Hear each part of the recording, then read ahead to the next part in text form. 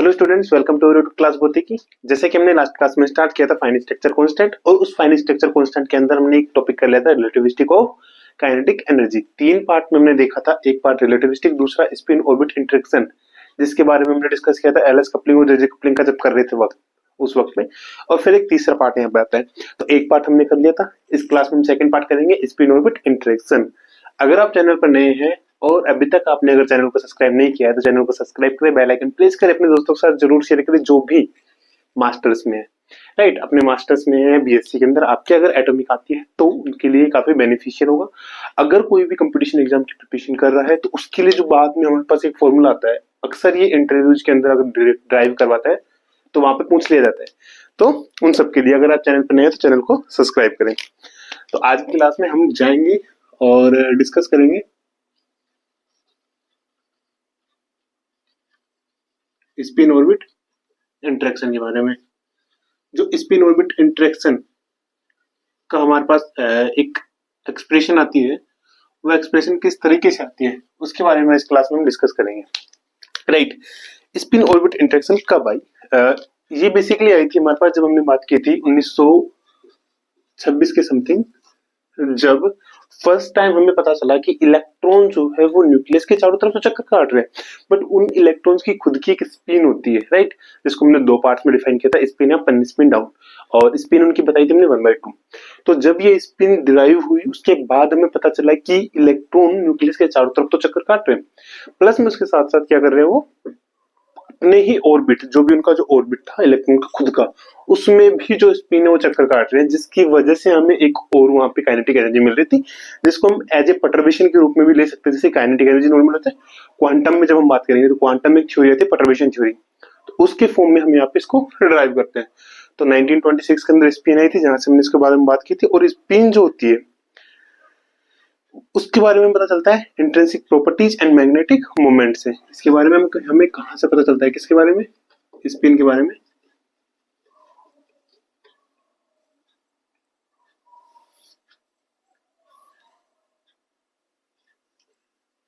Intrinsic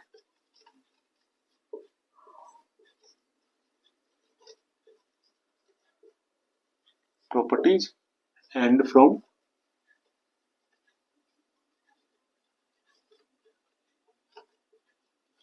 magnetic moment, यहां से हमें पता चलता है। ठीक है, फिर हमने बात की थी वहां पे जो हैमिल्टोनियन वाली टर्म आती है, और कहां से आती है?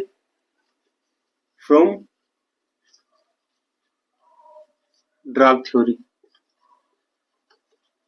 क्या आई थी ड्राग थ्योरी से, जिसको हमने डेल H2 से डिफाइन किया था, वो हमारे पास आई थी 1/2 m² c² dv अपॉन में dr और l vector dot s vector. ठीक है, 1/2 m² c² dot dv upon में dr l vector dot ds, और एक और टर्म थी यहाँ पे r। ठीक है, ये हमारे पास थी हैमिल्टोनियन, और हाँ यहां से हमें निकालना है एनर्जी टर्म्स। राइट, अब जो कल की क्लास में किया था उसको थोड़ा सा रिवाइज कर लेते हैं। वहां पे हमने दो तीन चीजें लिखी थी जिसके बारे में हम यहाँ पे पहले लिख लेते हैं ताकि हमें आगे प्रॉब्लम ना आए। पहली चीज थी अल्फा की वैल्यू, यहाँ पे सिंस लगा दूंगा। पहली चीज जो हमारे पास अल्फा आएगी वो थी हमारे पास के E² अपन में H cut C.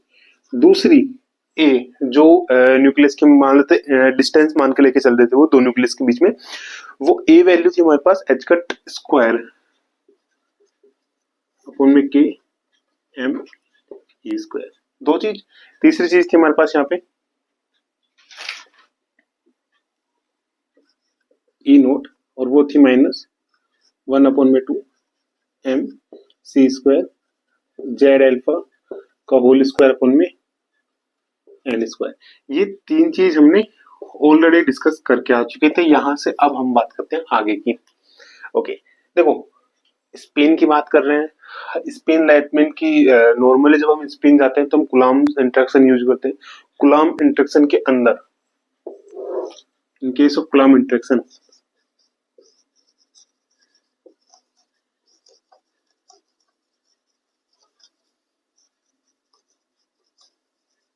In case of Coulomb interaction we use, basically जो वी होता है पोटेंशियल जिसको बोल के चलते हैं वो होता है हमारा के जेड ई स्क्वायर अपॉन में आर माइनस के जेड ई स्क्वायर अपॉन में in the case of Coulomb interaction, like दो चार्ज के बीच में जो पोटेंशियल एनर्जी हमारे पास आती है वो एक्चुअल में ये होती है। ठीक है, हमें निकालना है डीवी अपॉन में डी आर। सो यहां से डीवी अपॉन डी आर क्या हो जाएगा, डीवी अपॉन में डी आर ये हो जाएगा वन अपॉन आर का होता है minus one upon minus square, minus minus plus, so k z e square divides में आर स्क्वायर। लो एक एल डॉट एस, अगर याद हो आपको किसमें किया था हमने, जेजे कपलिंग या एलएस कपलिंग के अंदर किया था हमने ये चीजें। अगर आपने वो वीडियो नहीं देखी, हाँ एलएस कपलिंग के अंदर, अगर आपने वो वीडियो नहीं देखे तो वीडियो जाके जरूर देख लेना, जिसकी लिंक आपको डिस्क्रिप्शन में या फिर प्लेलिस्ट के अंदर आपको वीडियोज मिल जाएगी। तो एलएस कपलिंग भी जानते हैं, and since l dot s vector होता है हमारे पास एच कट स्क्वायर डिवाइड्स में 2 जे जे plus 1 plus l L plus 1 sorry minus और minus S S plus 1। Okay right, ये हमारे पास था एल डॉट एस। सो इसीलिए इक्वेशन 1, सो इक्वेशन फर्स्ट क्या हो जाएगी अपने पास, डेल एच टू इक्वल्स में 1 अपॉन में 2 m square c square into में 1 अपॉन में आर इंटू में k z e square divides में आर स्क्वायर इंटू में एच कट स्क्वायर अपॉन में 2 एंड यहां से आ जाएगा जे जे plus 1 minus L L plus 1 minus S S plus 1। Simple. हमें निकालना है ई, जो डेल ई टू आता है स्पिन ऑर्बिट इंटरेक्शन एनर्जी निकालनी है, वो हमें यहाँ पे निकालना है। कॉमन चीजों को साइड में लेते हैं, अब हम लेके यहाँ पे स्पिन ऑर्बिट इंटरेक्शन बेसिकली यहाँ पे निकालते हैं किससे, इसका किसी वेव फंक्शन के ऊपर वो करवाएंगे, इसको ऑपरेट करवाएंगे। ऑपरेटर हमारे पास है, किसी वेव फंक्शन पे ऑपरेट कराएंगे जिससे हमारे पास इसकी वैल्यू आती है। ऑपरेट किस तरीके से, जो डेल H2 है इसका जो एवरेज हम निकालेंगे वो हमारे पास क्या आएगी, इसकी एनर्जी। एनर्जी फॉर्म हमारे पास आती है ई एन, ठीक है, और इसको जो मान रहे हम ई एन 2। एवरेज निकालेंगे, अब एवरेज के अंदर आर का होगा, आर का होगा ये पूरा टर्म क्या आएगा, कांस्टेंट।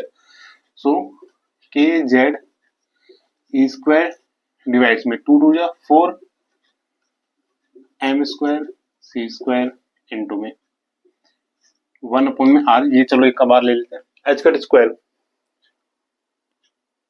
एल्फा एल्फा की टर्म्स में आए तो एच कट यहां से क्या जाएगा, के ई स्क्वायर अपॉन में सी स्क्वायर करेंगे तो ये आ जाएगा अपने पास के स्क्वायर ई 4 डिवाइड्स में एल्फा स्क्वायर सी स्क्वायर, और ये भी हमारे पास बाहर ही आ जाएगा minus L L plus 1 minus S S plus 1 and average of 1 upon में आर क्यूब। ओके, सो ये सारी टर्म एज इट इज आ गई। इसका हमें निकालना है एक्सपेक्टेशन वैल्यू, याद रखना है या फिर आप निकाल भी सकते हैं, आपके ऊपर है। 1 अपॉन में आर क्यूब के एवरेज अगर आप याद रख सको तो ये होता है हमारे पास जेड क्यूब डिवाइड्स में N cube A cube L L plus 1 L plus 1 by 2। इसका क्या होता है, एवरेज, इसकी वैल्यू होती है। सब्स्टिट्यूट करते हैं। सब्स्टिट्यूट के केस के अंदर आपको एक चीज याद रखनी है, सिंपल सी thing that will help you in your calculation, और वो हेल्प आपकी होगी कि अपने को एक को चलो छोड़ो स्टेप बाय स्टेप करते हैं। अरे ठीक है, यहां पे हम सो ई एन 2 यहां से आ जाएगा, इसको जब करेंगे तो के क्यूब एंड जेड से आ जाएगा k cube z E6 4 M square C4 alpha square j plus one minus में l plus one minus s plus one, ये था। ठीक है, ऑलराइट ऑलराइट। इनटू में ये वाली वैल्यू जेड क्यूब डिवाइड्स में N cube A cube L plus one by to.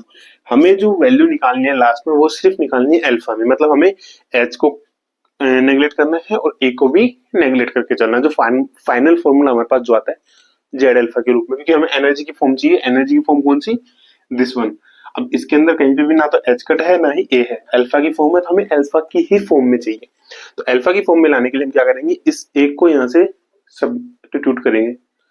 इस एक को यहां से निकालने के लिए हमें वैल्यू चाहिए ये वाली, इक्वेशन 2 3। सो सिंस ए अपने पास क्या आ जाएगा, एच कट की वैल्यू देखो यहां से रखेंगे तो एच कट की वैल्यू यहां से रखेंगे तो एच कट स्क्वायर है ना, सो के स्क्वायर E4 डिवाइड से alpha square c square into में के एम E2, या ये आ जाएगा अपने पास के स्क्वायर डिवाइड्स में M alpha square c square. ठीक है, हमें चाहिए क्यूब, सो यहां से क्यूब क्या हो जाएगा इसका, ए क्यूब। बेसिकली ए क्यूब ही है हमारे पास यहाँ पे। ठीक है, तो ए क्यूब जब निकालेंगे क्या जाएगा अपने पास, के क्यूब ए की पावर 6 डिवाइड्स में एम क्यूब अल्फा 6 सी 6।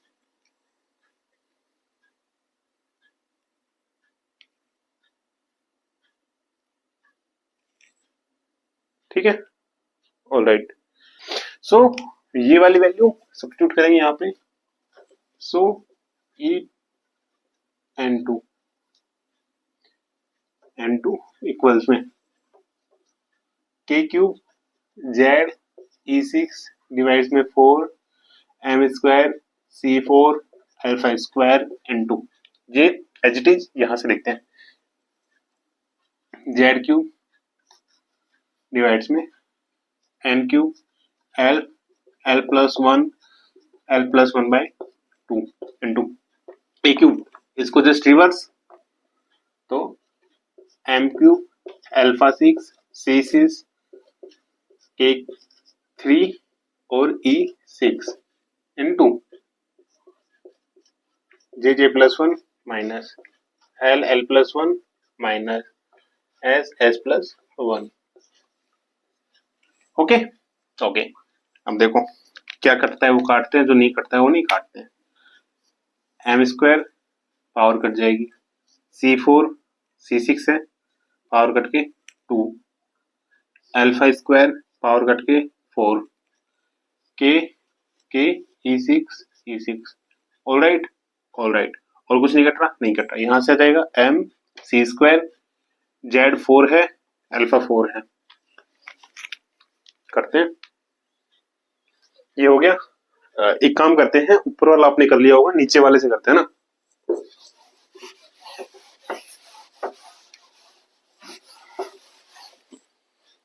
तो यहां से आ जाएगा हमारे पास En2 इक्वल्स में, जिसको बेसिकली अपन देखो En2 दिख जाएगा या कहीं पे डेल E2 दिख जाएगा, सेम। इसको थोड़ा हाई भी नहीं लेके जाना में। यहां से हमारे पास हो जाएगा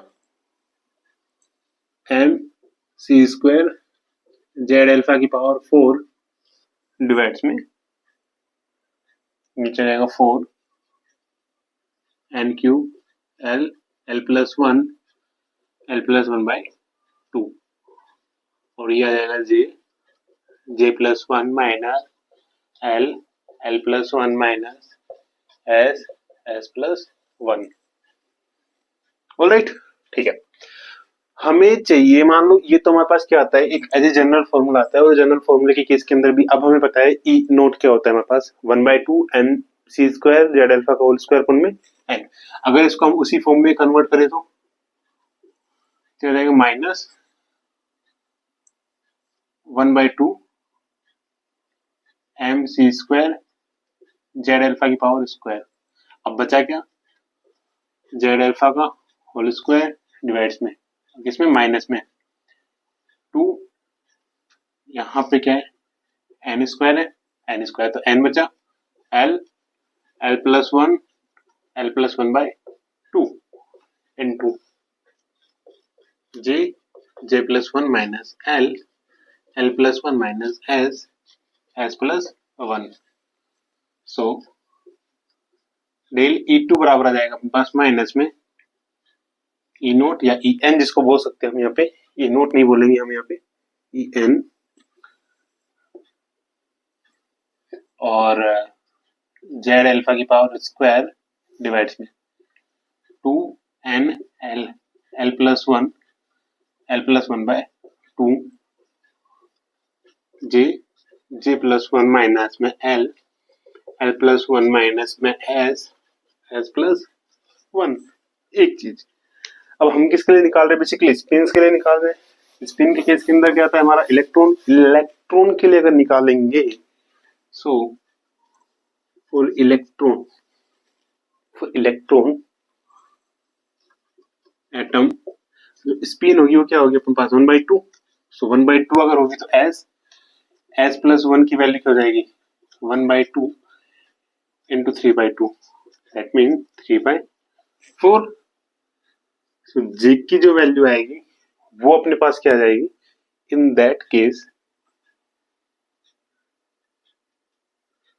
जे की जो वैल्यू आएगी वो आएगी अपने पास एल प्लस 1/2 और जे आ जाएगी एल माइनस 1/2।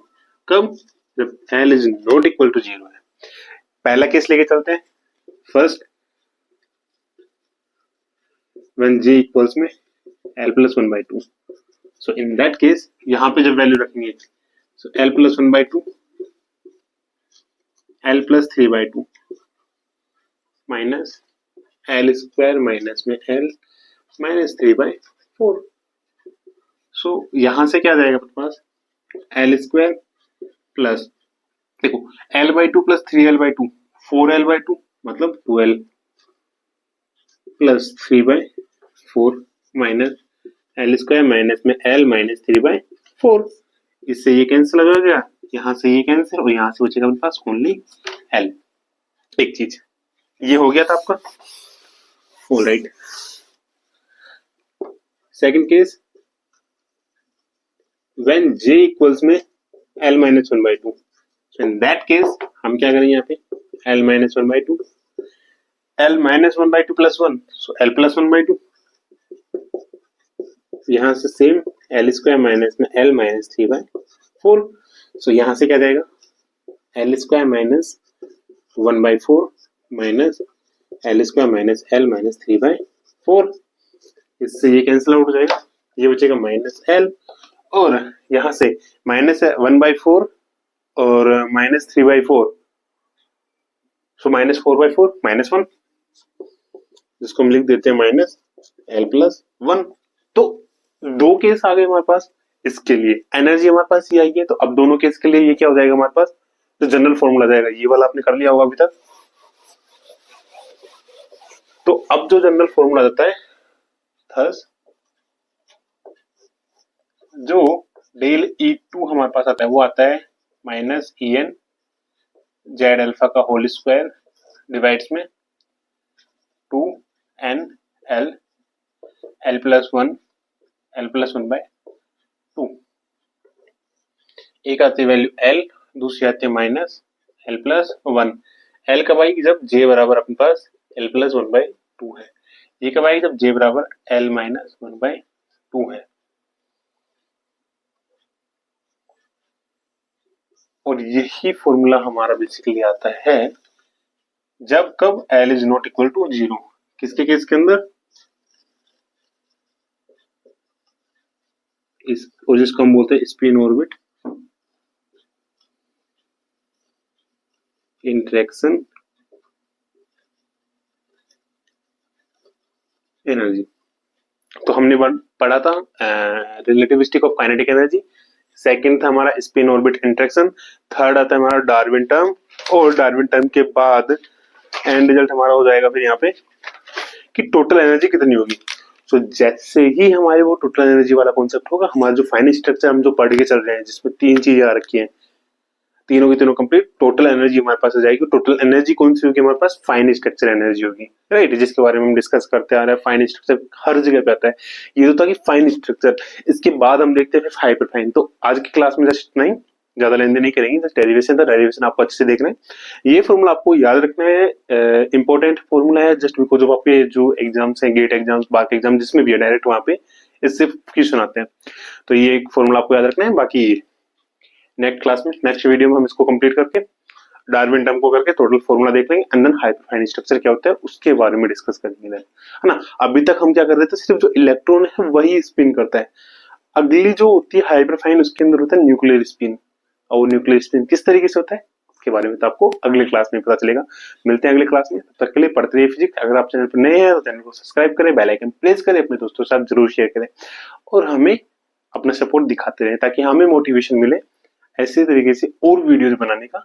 आपके सजेशन हमेशा हमारे लिए ओपन है, आप कहीं पे भी अपने सजेशन हमारे साथ शेयर कर सकते हैं। हमारे जीमेल आईडी से थ्रू भी बता सकते हैं हमें कि किस तरीके से हमें वीडियोस को अपग्रेड करना है, कौन से कॉन्सेप्ट आपको नहीं है आपके पास, फ्री ऑफ कॉस्ट हम आपको वो चीजें सारी प्रोवाइड करवाएंगे।